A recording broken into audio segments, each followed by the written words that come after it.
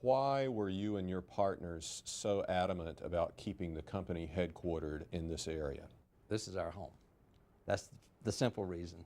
And we love this part of North Carolina. And that love, in part, has created a company for which 1,800 people work in 1.5 million square feet of space in Greensboro. The people here are all suited up. We call them a bunny suit. The suits are to keep dust and other tiny debris out of the microchip manufacturing process.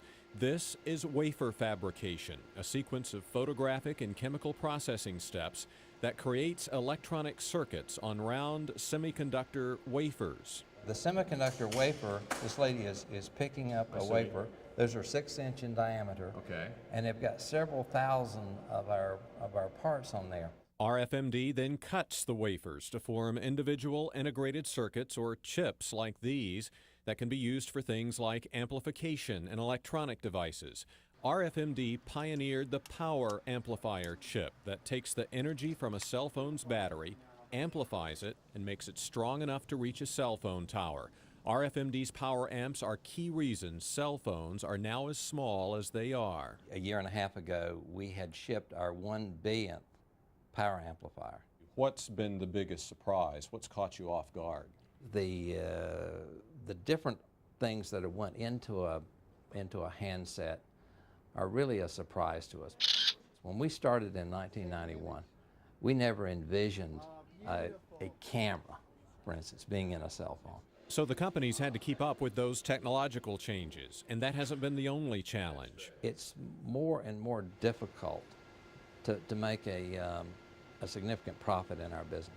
The reason? Cell phone manufacturers who buy the chips these workers make consistently want more chips at cheaper prices. So what that means is we have to ratchet up the volume that we manufacture to compensate for this. So for instance, last year we grew over 20%, and at the same time that the prices were dropping 15 to 20. But RFMD hopes to stay ahead with continued growth. Earlier this year, it secured thousands of dollars from state and local governments to build its third wafer fabrication facility, which will add 300 jobs. How do you respond to critics who might say, oh, that company's been so successful, the executives are making so much money, why does that company need incentives? If you've got the state of Georgia offering us free land and tax holiday to get us to come to Georgia, then we have a responsibility to do what's in the best interest of the shareholders. So it's not necessarily a matter of need or not need, it's a matter of competition.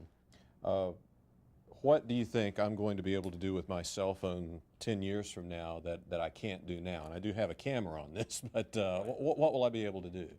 TV is coming to the cell phone.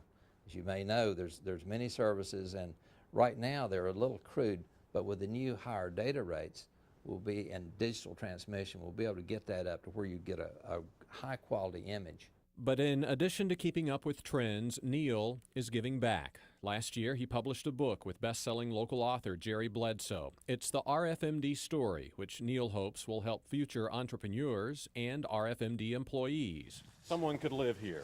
Yes, they could. And then there's Lynbrook Manor, the 30,000 square foot home he built on his family's land in Randolph County. It's the result of his learning a few years back he was going to be making a lot of money, and a conversation he had with his wife Linda, for whom the house is named. So I promised her at that time that if she would accept this maybe a little different lifestyle through the success that we were going to have, that we would get involved and be able to pursue a passion that she had had for years, and that is supporting children's charities.